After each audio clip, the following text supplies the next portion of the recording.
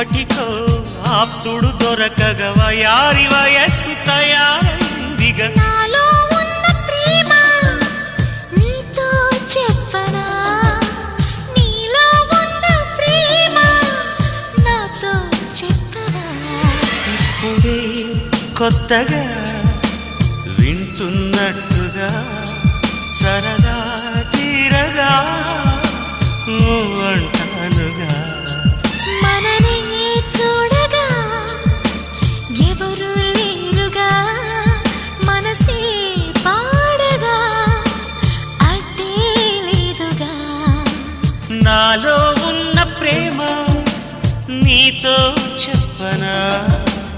నీలో ఉన్న ప్రేమ నాతో